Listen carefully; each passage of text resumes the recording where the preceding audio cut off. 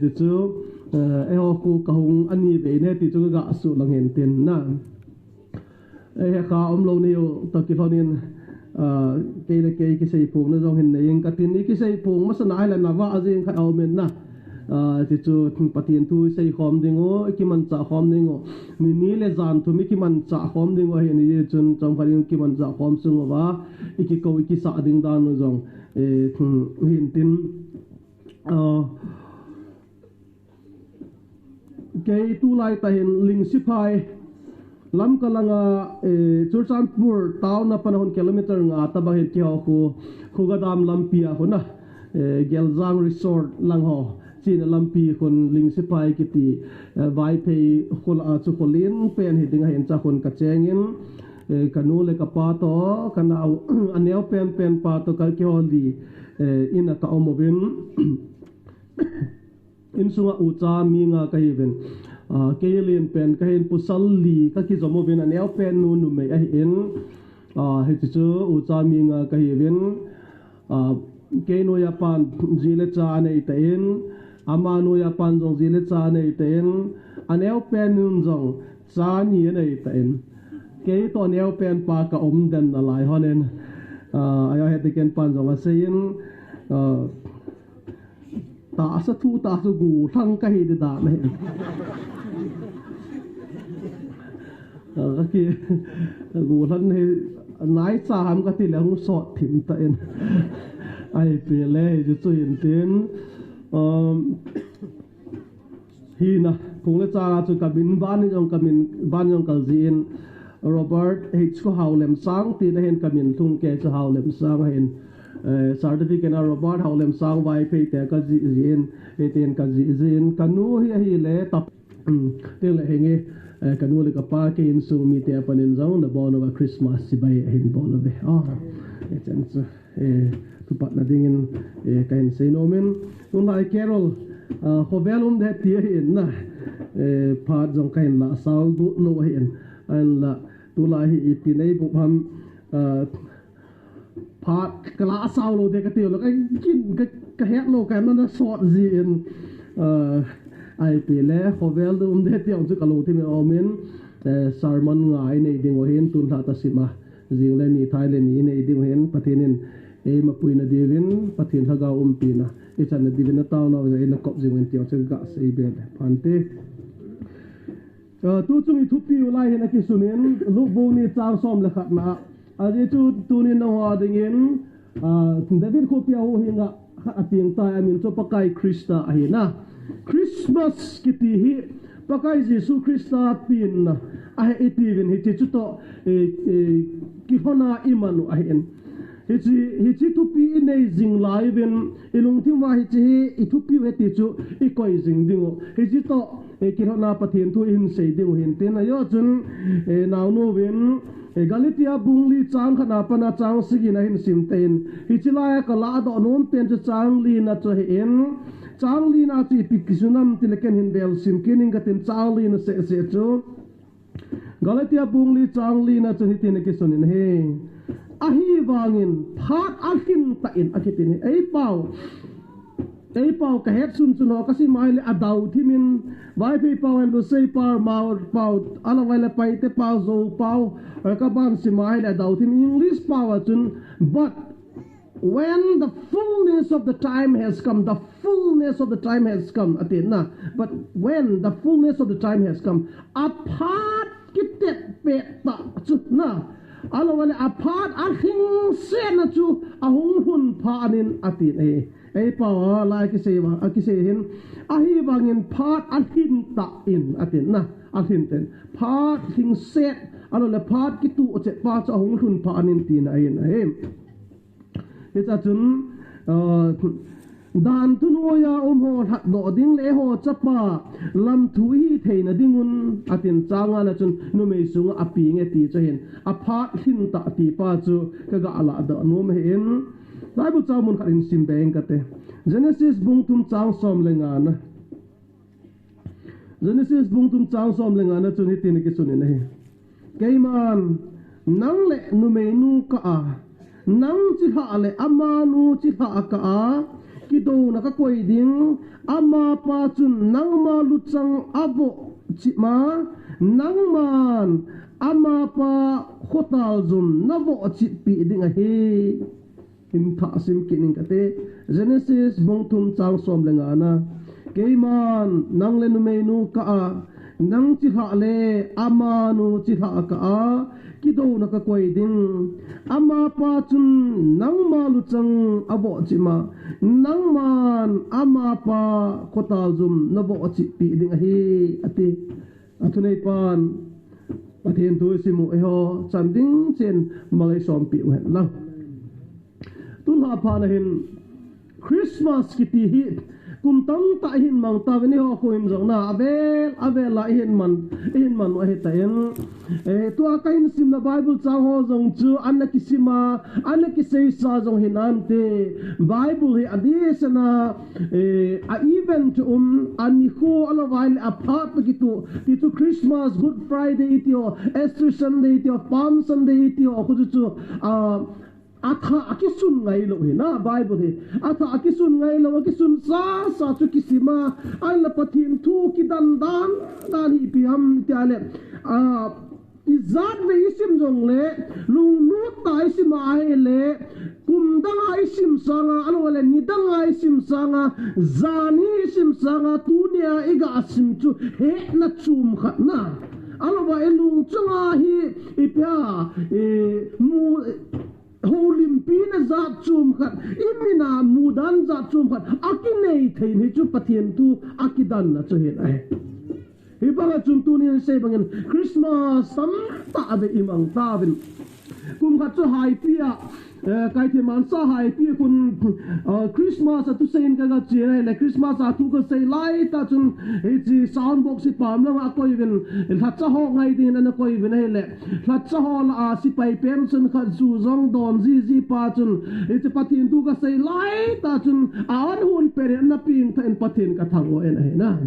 eti chun ka sei banga chun kumizar ham kha chaman Christmas anaman ta chu hi jong le hi chi kum sang ni le gu ha sang ni le sagi kumam kha chu in ka en kum som ba la hi te na cha chun ama anapin tha apin hi ti banga chu Christmas ti welcome ta hin man wa hi ta in ai la hi chi welcome ta iman suwa chu I thunga yu jong I Bible chang simu jong akibang tam ta om ding hi jong le pathin thu hi tu ne hai nanga dinga tha bia lung thim kot honga nanga ya a hi le pathin in ho lim pi de ti pa he thu pan a ka ga sei nom en alai Bible chang sim now chu ka sei ta ma bangen hi chi Galatia bungli changlin a phat a hin ta in na but when the fullness of the time has come, God sent forth His Son. Pathinin atsapa to leisin ahin soltai akite. Jesus Christa leisin ahung pini supiteho. Humo pina hipoin pathinin atit niku na. Pathinin atit niku pathinin atit phat ahun phana hung ping ahi. English power chun God doesn't walk by chance but he walks with a purpose atin is so power ga le do ding ale pathin hi zene ta azi ne a chat lo chet jing na mo cha lo na chance ti le do di hom kum khat chu langa ko paw mal khat ka man le a hepovin to sei I en vai to sei ti ji vai e pya gut lo wa thil hu thei ai la I pathi no tu ne ai ho pau pathi no Bible la ki sun pathi ni to sei a chat lo ai lo pathi hallelujah ya chun turin Bible ai imu pau pathi ni to sei a chat lo ai lo a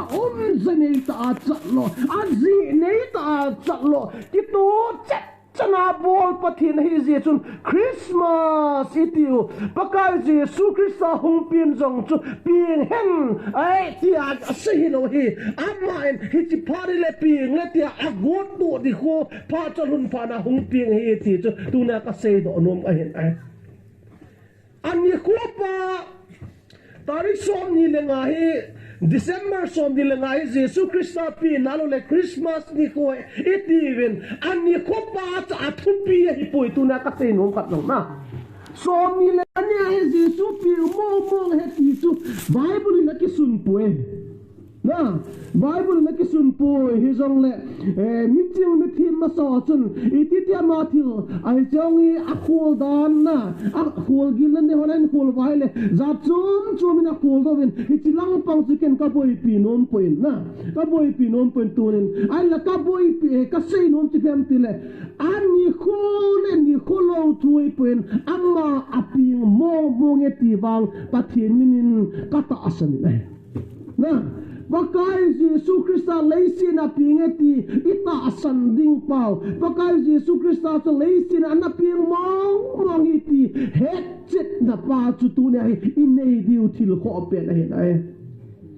German theologian German apana Bible theory ta chun ipil say kitam tile Jesus lives in India te le khabu sa ta khana ji cho ama chun Jesus Christa hi India anapingin India anna khosa ati cho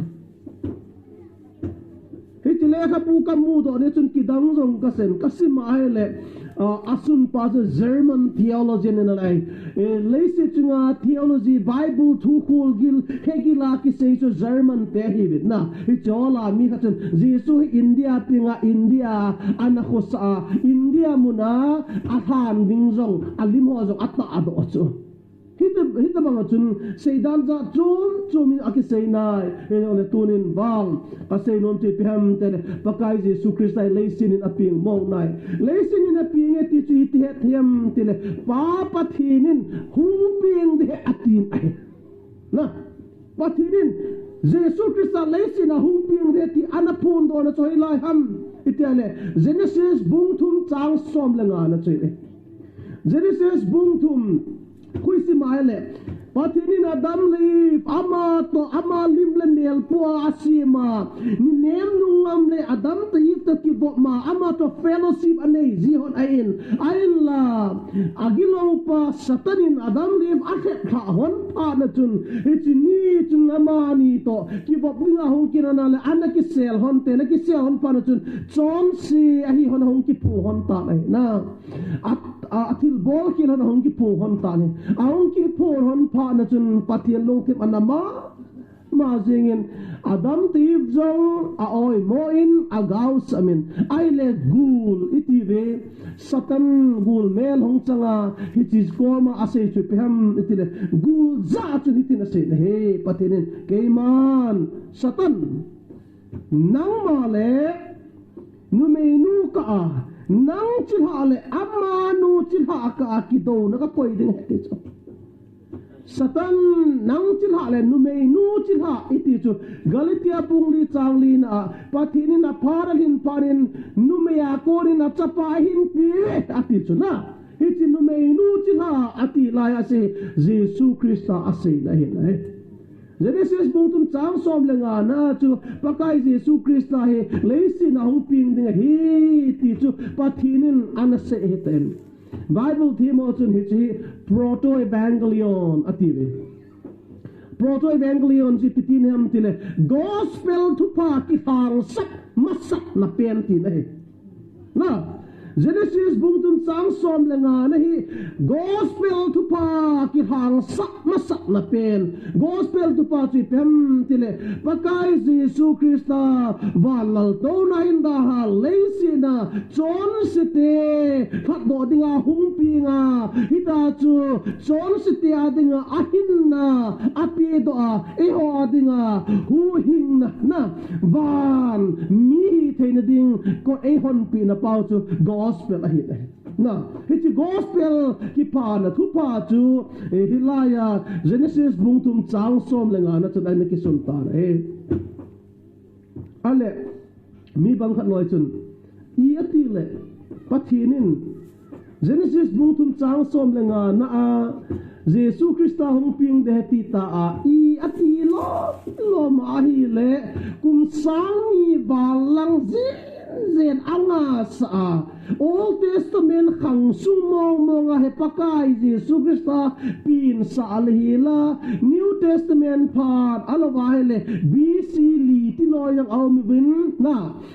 aji chu ichilaya chun BC khang laya chu zakat na panahong kisim suwa zero a ki chai ji hin na alu khatna ki chai ji hin tua hele chu khatna simwa a chai langa edi hele chu edi khatna pana 2022 set ipawn ichilaya chu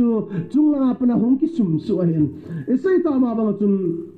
iatile pakai hungpi na ding Genesis bungtum chang som lenga na na kiseita hicha lom changa sa ham na hichi masanga Old Testament khanglaya anapinga anatio chu patinin angai lut loham na ama chun Jesus Christa helova umuba ahi achuti wa hele patinin mi mot angai lut loham bangam lut na ding chabi alo le ko ahon pi loham ti a question na patin tai tom loi oi mo loi patin thu do adong mum loi jong mi a da pu na hin la tu ni hin ko ju pu hin tin a sejin oh my brother even I wants to know the answer when we reach heaven. That is the first question I would ask Jesus na ko ju pu khat chu question pia patien tu he num khat alo vai le patien tu Bible la ki sun che lo azi ki ji lo ho ito a hele achi dan thagau mi he ka ti tu nu ka gel gel ai le theology za chum khol do hen lang ama gel dan su tu hen lang e don bu jong le e don bu the de la Bible thu hi tiang le Bible la ki sun chin lo ho na e hon lam ka langa patien tu sei bang khat loyen Adam le Eve flame agul chu anu heti loy amu atsa heti loy amu Bible la ki sun le hil chu cho thi lo na Adam le Eve flame ha gul chu anu hi jong le ki chom si tho atsa hi jong le chom si ki tho agul chu anu ni hen la ki chom si nau kim zet ni le chu ki nil the na chu ai ông là Bible là ông kisun lôi vào cho po bùi bia mi kita macam na, nanti lo na, no dong ina cái này Bible sim na tam kim người no ko dong na, nak hil nao sang mai the hin, he chum na do anu mo mai the hin te, ông là có yếu pu bin na say chupiam te le, oh kasu pipa, ken jong tua nei do chu Bible na kisun do hi jin, ban gamit hun ting na pakai Jesu ka mu te le, kat no anu ma he ei te ji na hi na, hoi ka sa chu, na ti lo ha na, chum pakai jin iati le Old Testament khang laya chu Jesu Christa anapin sa alo ham ti chu aping lo chu azi chu Bible la akisut lo wa ai le I bola ki dong dem na Bible la kisun chu dem te le apha akin pha an etine na apin pha chu apha akin pha de ale laya kum sang khat sang ni chu apha hi lo ai le hilaya pi ho ya ka se banga chu da mun jon ding tam tam chu ho chu I alo di ta tia kui sen bo lom na ti lo a ji ni hi church e ho ka boi pi ding jo hi be se pon na e ho ka boi ding dan chu Hudson Taylor China missionary an kun pa chu ni khat pathian tu se ya hala mi khat a pathian tu sein a tinga hi pia beng ho po cho ho za chum mo chi craft industry na khana hi pathian tu a se hin hi chi pa chun tinga hin pem khat aphan jing lai chun pathian tu se ya hala apin tha ta ni apin tha zo pa na chun akipa ma jing in tun sor hin kim lo kanei tai ti a het pa chun akipa ma jing in ti chura kyo rim kilo nai le hi si pa chun Hudson Taylor ko ma Hudson nasaya ahile no in kum zai zaram khat masanga pathian thu kana nei ta be na ti bin iati le tu be sewahi iati le tu be sewahi sain a pathian tu se na hom hitabang no ma ki pa na thu pha lo pi kasana ke wan gam luding kahi ti bang ka ke ta hi jong le hum vai ma zet le chun ka pa te ho ka pu te ho jo an za leo wan gam mo yong kai de I bolan na hum ke ham I bola tu na hum pan ham tia Hudson Taylor jo adu aile adon bu de je he pon ami khialongin akap de ne ti so na tôi nên so bị tiêu tunia ehon jong ibol dinga phat chakana ibol ovaile imi hiwa idon but diu chu ibol the sun hi dinga hem na pathinin abol lo pawa chu eho ga question pha ding ai pui ka tin omin ole kaga sei nom zo chi chi ne torin pakain a chap alo pathinin a chapa leisina hin solding hi chu gospel to pa ki hang sak masat pen na hin ai le sei ta wa bangin old testament khang sung si chun anna hung po in new testament a hung ki pat na jong a hi mai ta in hi ti chun paka yesu christa a hung pin tan hi cha hung pin pa chu a part fullness of the time English part fullness of the time ti la ima zo si ki ning hing ti na chu ahung na dinga chuna kitu check ti na he na he chi ta chi bola kitu che ati ham ati na ji za chum jong au me yong le mi mo ga he thei ding do la chun pakai ji su krista le si na hung pin chu thusim chi dan historian ho na thusim chi dan khang thu ki su dan chi dan sim ho le khul gil na ne ho chun ipisewam tile hi chi lai ta chu judate adesana israel te judate chu thagawa alambai lai ta he chu na thagawa alambai lai ta he chu ho jong hi về lên ấy mi ho jong ấy ting vào mi ho jong thagawa ha di ki sa lai ta thagawa hal ikisa lai ta ho bung jong hi lai ta khole min pathin thu pin tha na thu se ai le pin tha na tu lai ta ka ngai cha lo pi tu lai tai hal tha na thu ngai cha ke iti nu mu se ona biam akhinga ki gel na khat ji cho abang khat kum tiang le thingai ki gel lo ku jin tin e ko sung du da lai ta hagaw la ngai geu chaw lai ta khole o min pathin tu yung sei pe le tia tui du dang cha kum ji che lo na he chi pha lai ta che ti chu da te khang chu na pathin tu ki tu ta ho thei ta lo aji chu phem ti le iga benale malaki old testament na at anu kha apen malaki hu se mahele israel ten jerusalem anayu chu jerusalem ma temple jong anei na au yong le jerusalem ma temple la apathin hodan ho ga angai tu le chu hop som jong api nom lo na pele mai chan thil tu jong le pathinin leviticus sa asei tabang banga bol lo du da lo ta hin huaman lai to thagaw lang thua chu adu dalo lai to mitcho elbai po kati chu gan chana pathin hoin thinga chu gan cha chu mitcho elbai ki tu thailo alo le mei ma pon ne yong ki tu thailo gan cha ki tu ta abo pathin adiman ahin anathum hin hoina temple a choiding chu hijong le juda te chun hitilai phana chu ipi bolom tile thil chu amina abol vai bang ki tu ta abolo hichuni pisaya ipi vet sam tile thagawa akitu bu betine chu na thagawa akitu bu be tine hechun thagaw hin ko sim phat angai lai ta he ti chu jesu christa le sin a hong pin chu ani na tingen Hechilai pa ta chu government jong na government politically government jong hoi lai ta he ti chu room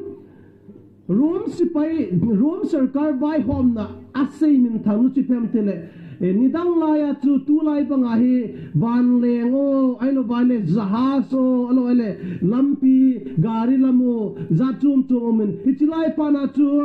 van lengum lo jahaz wa bana tui kunga ki to ding to keng lam ding alo wale kang talai lam ding sakol lam ding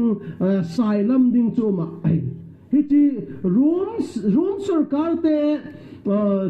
bol theina abho min phau na khat pem tele communication transportation le communication na sata sim phano ti so mun khana pana mun khat gachia pa ya bailam tiang chule hichilai ta chu room sarkar in bai hom ja chun pax romana akitin roman peace hoilai munin chi jong la chun room sarkar bai hom a chu chamna le lungmun aum sa he ti chu hichima sanga chu eho ipui pateo khu khana pana khu khat achiu jong le pia Christiani masang wa chu gal anaki sa to wa khat le khat anaki that to wa khu khat le khu khat jong ki chun thelo na hitabang khang chu khang lui la ya chu na om hen ain la Jesus Christa hong pin lai ta chu juda te thakawa lambai the jong leo am hichilaya vanoi le sit pumpia vai hom chu room te chun gam khat ki ka ki hom na jong hoi ta si mo ba ya chu Italia umin lang England umin lang ai lo bai le hoi lai mun jong la chun room sarkar vai hom na hi po bai le zalen ta mi chi the chu na zalen ta mi chi the ai de chu ya chun politically very fine na apat lai ta ti ting chu le a culturally chu pitiam tia le nun chan khan chana chu room sarkar vai hom masanga chun Greek ten by and home bin Alexander the Great holoin by and home bin ichi Alexander the Great til bol the na chu leisit pum pia chu Greek pau ana thok hati chu tulaya English pau I tho bang wa na English pau amin than masanga chu Greek pau anaming thang a hen he chun Greek pau common Greek kiti pa chu mi tam ten tu ne English iti lesit pumpe mi tam ten he banga common language sound banga ichilai pa na chu pau khat he le mun tina pathian thu ki sei the na thu ki sei the room ho in vai a hom bang wa chu Greek pau chu common language sa anei tho tho ti so ichilai ta chu pathianin achapa Jesus Christa hung na dinga a hen pha chon he ne ipinga ju hen ham Bible chun a pha di ta akitin ale hoi ta study bola le a hingu ne a hung chu judatel a hu a hin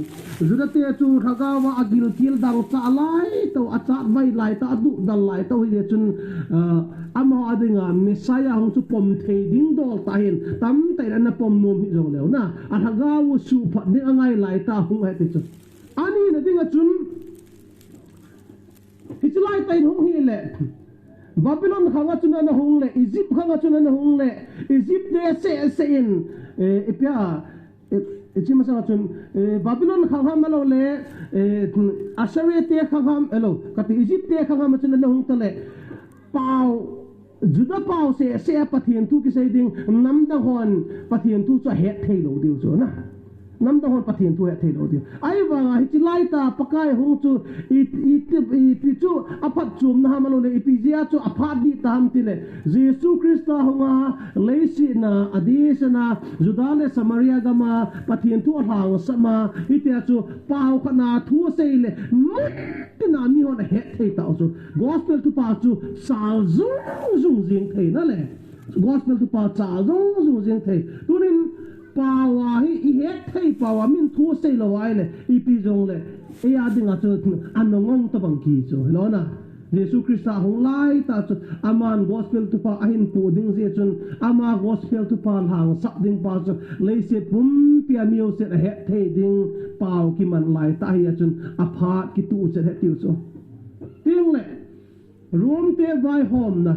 azo ka sei banga chun ama ho vai hom masanga chu gam khana pana gam khati chi dinga hele ki char ma tun jong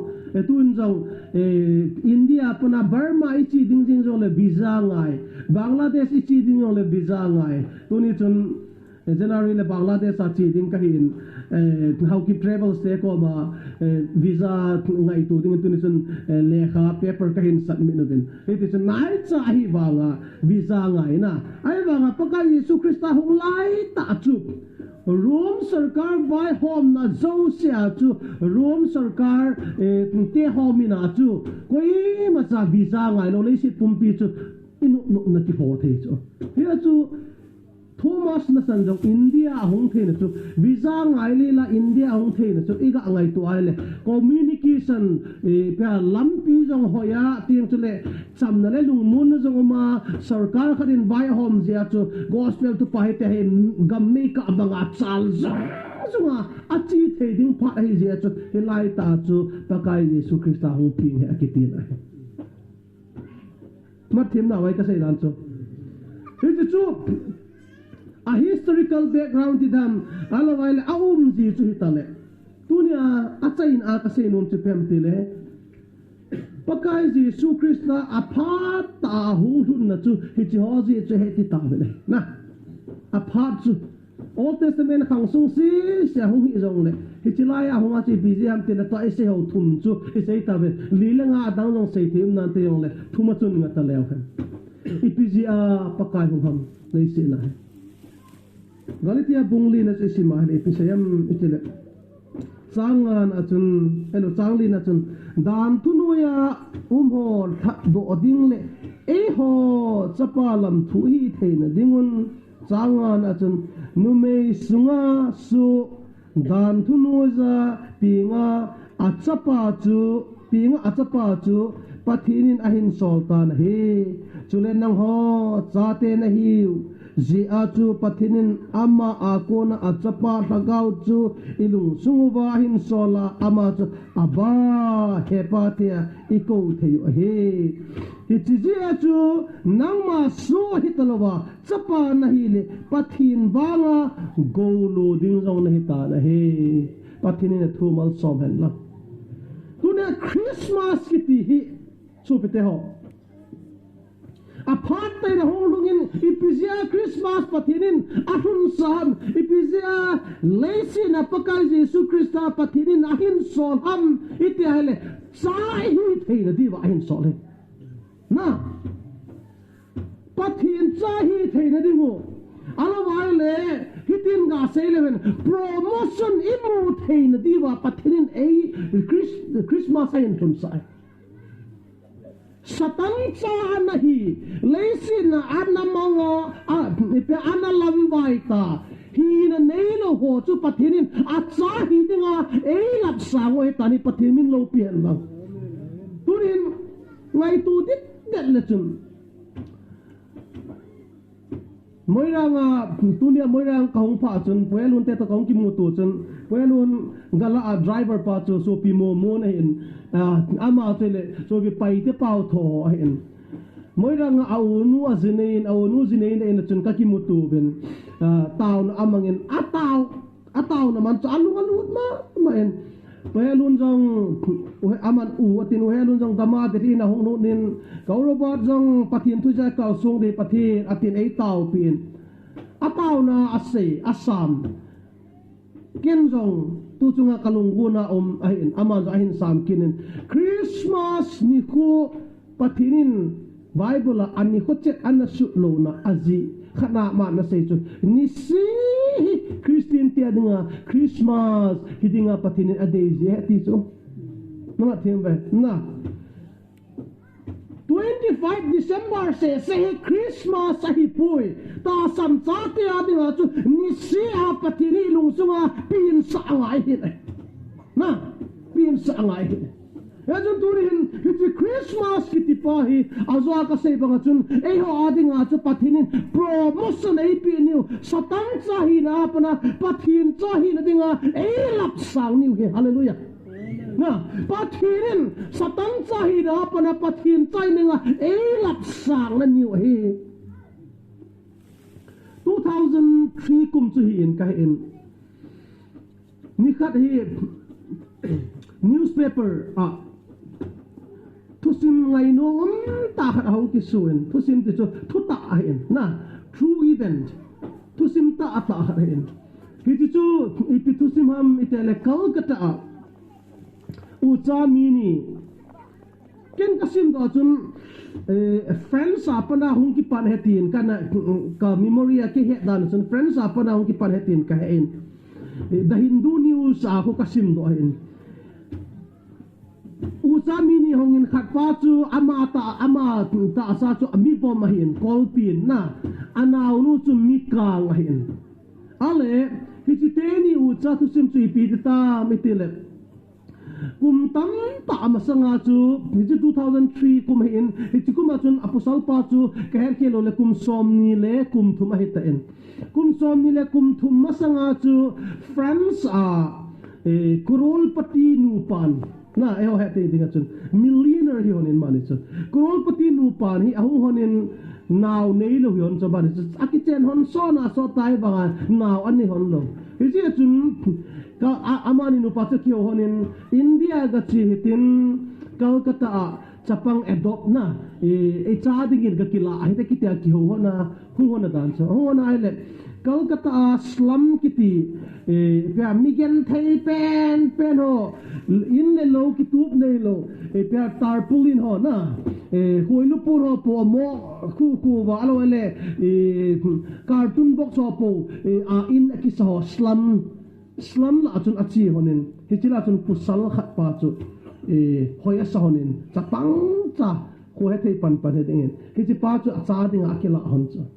aba padan Bengali ho ahin na mi tam la chun hi chi chapang chaman akihen honin slum dweller ahin ama chu nu le pa jong nei lo na nu le pa nei lo ta chu gen pa sa jong hilowa ain la orphanage kanin intik abola hi cha chu hislaya chu Pakistan East Pakistan West Bangladesh Pakistan apana ahong ki ken zonung ita chu refugee ta aum lai chu hiding dan ain ai le hichi chapang pa chu friends tenu pa friends gama kurupati tenu pa chan akipui honin agam lawa amani cha dingin tulai pau ki mangdel adopt akibol hon ta so amani cha dinga akisi hon ta so amina jong chu amdan chu ama min diong chu to anu le pa chun achu asim piona aphunga cha jong ama dinga akisim hon ta so ale hitia chu ahin ki ba hon ale pathinin ain bang bo hone ti ding ahin amani chu Christian ahi le hilo jong kha he chin ta hin ain la pathin bang bo ne chu hon he ding ahin kum nga kum gup zawa hi amani no chanu kha ain ni hon chu kum tam ta naw ne lo wa hona India naw chaga khat ahung kila hona awa hona le kum nga kum gup zo no hin chanu kha ain ni honen ale amani chu u cha hi hon ta na au pa chu mi bom ai en Bangladeshi ho ana anu chu friends anu le pa mi kang chi che hen mi ngo se ai bang u cha hi lo na thu mo lo na gam dang nam li no chu hita bang mi chu hi he na ai le au khan le hon pa na chun 2003 ku ma chun acha pa chun he no ka pa India nei hung la ado na hon mun chu ka ga ve no me ka ga chi thei dam tin aki thu men anu le pan jong chun aphal pi hon ta aphal pi hon pa na chun anaw nu jong chun he no he pa ka u che le kyong ka zui le tin au cho na chu ho na ati cho au hon na he le he che pa chun abe chu o khai ke ka nu le ka pan e hung la hon la ya ka khan gol ding mi ho ka ve na le bang khat loi chu polio na ne ya na e ta chu keng bai khut ba ya oma e ta chu apin bu thing lo tam ta zo ta e tiang chu le hi ji lai dunga oma chu ka khu lai le ke khan gol ding mi tam ta na za chum ma an thi jong tam ta ta ke khan gol ding ho tam ta slama chu in ki tu ta anei lo wa khoilu pun noi dung puwa cardboard alowa hele cartoon a in ki so puwa cheng tam ta ka ga mun lain o kha emo chu ni sia siki ma khai hol na lai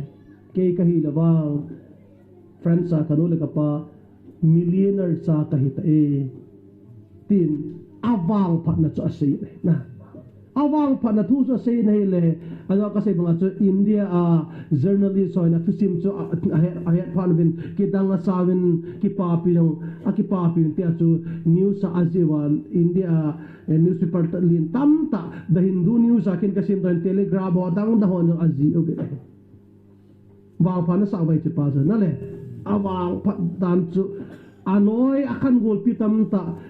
elbai mit jo ayo oma athi amang zo ma aum sun no jo gen the ta ai wang ama chu korul pati cho so pete ho Christmas kiti hi tunin pakain nang le ke jo hichipa sanga korul putia e sim na ho hallelujah pathinin ama golun ama chadinga e sim na so na ama cha ding a sim ba Bible chu sim leo chen a cha se lo e ho da na chu nu le pa go lu ding chu cha te cha pusal ke yong u cha pusal li kai ben ka nu le ka pa go lu ding chu ke cho han pen kai je na turin Bible a chi ben a hi le pathinin acha e saugu ke lo ba ago lu de la e sim la ko ti le chu chapata pe na e gel su ke ti ne chu nu mei ho jong pathina dinga acha mai lo acha ni na athum na alina chanu ti hiyo ti jong lo acha pata pen e mi culture dana chele chu go lu dinga pathinin e sim na ai hi chi he chen du ka no me tu chung Christmas hen na he ne bong le bo jong thanu ti ve gan cha za chum na thanu ti ve hi chu alop na he chi sang a thu pi zo chu pathirin a cha a ei sa nau na hi chi Christmas tu chungin mang the ding pathirin e holim pi le ka no ma ling ne hi chi chu he tu ne tu ha chom cha ka ga sei lon apa thindan thui sevin Christmas ACMP na acha ai sa agu kiluwa ago lu dinga ACM now na go lu ding ti chu ka se bangin chapata pen dinga ACM now nu me hi jong chun chapata pen dinga ACM now pathin go lu ding ki ti chu o khai ka ki ngai tu jin ka testimony yang all in saying ka ten kahin ko ka ve le pathin ago lu dinga ai ga asimi ka ngai tu jin le hampa ka ki sama main som quality kuma Bible ka simpane katin som quality kuma Bible ka simpana zun suti lam ka kai kai zun sutia in lang ka chi a na ka to ba suti sung si chu kanul ka pa ki thu pin na ka tongin pathin sen ka chi man poin zun suti ki chaya college kaung le lut ki na chun khai mun kan mun ni ba pathin tu ka sei lo le ka tha adam mo poi katin e jun ka po chu ka loi te na ka koin ti jun pathin tu se ka hongin phaya first mara ka se ban ka pa Manipur rifle first mara ko ana khanglin ken first mara pathin tu ka hin sei pain ani na chun lawang sangula ka loi nu ka classmate nu khat au min lawang sangula pathin tu sen ka chin ai le ama chung lo lai chun ama ano min sangkol to ka ki tubong kan kine zo lo zo silaya sum sangkol sar community khat kanein to ka kut a tabang apung khat to payama san khat kanein keng ko yo pon keng ko 5 star kiti great wall zo wa hong su upasana he zu kane 5 stars tu kanein apang ani ho pa yo sia sabuna ka be ta ka he chin ma na lai sangkol kamis khat to chitu chun t-shirt vom khat ka ki ain lampi zo na chun t-shirt chu ka in ka lawang sangul ka hun pa chun chin tha chun me kai kho ma hin pathin tu sei dinga ka ki go na hele ka sangkol ka kamis chu ka a hele ka loi nu hat nu chun som puli zun tha chu Robert na sangkol annen ba sabang ki gu than sa nuwa ka na sangkol annen ba le ti chu ka angai tu nuwa ka ngai to ka za ta mo e ka pet pe na chu za cha ma yo ka gel be se hen tin pathin tu ki sei num be se yong chu de tin adang ki nei lo ya na hanu pom jan hanu sangkol dang ka nei lo chu ti sa ka ne tu ni ka hin ata chu la ka ti le in sung lang aga chi do nen sangkol kal kamis kang khat aga in tin aga la in tin sa in tin ai le keo thu phat le la ka pathin tu ga se cha ka do in tin hanu koi sangkol am ka ti le ulien sangkol adoma pa ma hel de nga hong adoma pa sangkol chu aga la ako na lo na chu adoma pa chu evangelist sa hin adoma pa sangkol chu aga la ai ti som poli dikin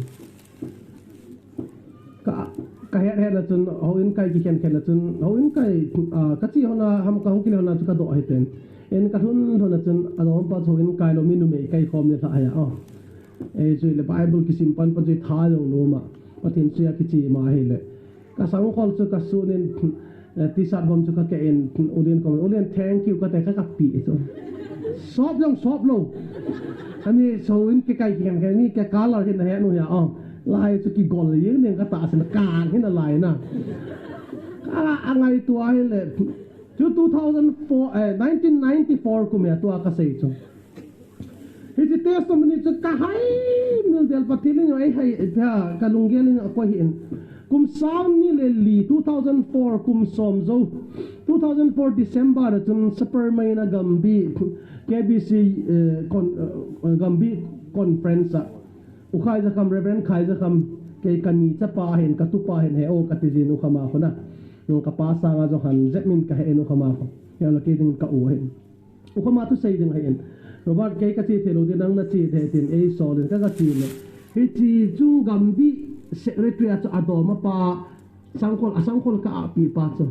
gambi secretary ni cho hanu su ki cheng honin wal sinom ten hanu su ta naw ne honin athum ham khat chu chun hanu anaw ne na chun an be ten uli chu pagong hin pon na mang pen na ka sai nom chu kum som le thagup zawa kapathin tu sei na ma amazing ka hi te tum ni chu ka hin gel den he chini chun kum sang ni le di kum hi si tia ka to par ko meten pathin zanen ko su to pathin thu ka sei ten pathin ka thang wa ina he na ka ki pat ti laya ka ga sei ba chun pathin ka thang wa ana na sangkol thu zong ni zo lo wa na sangkol thu zong ni zo lo wa gen thei ta pathin thu ka hin sei pat lai ka ga ngai tua hai le tu ni hin so bite ho pathin no ta sa thu te no hagawa lam vai ka hi thu chu minum tale ta sa thu te no pathin promotion na sat na Christmas ta ta in ku ei man sa jen pathin ka thang vai nai tu ni nang zong na Kagawa patinin promotion na pi hu keulowa Kagawa promotion na muchin hu keulowa ta sa jong patin bangpo na patinin asang za nalan kaina na segal kaina Christmas ite din patinin tu chung Christmas e holy pio lang e bangpo le kanomen ai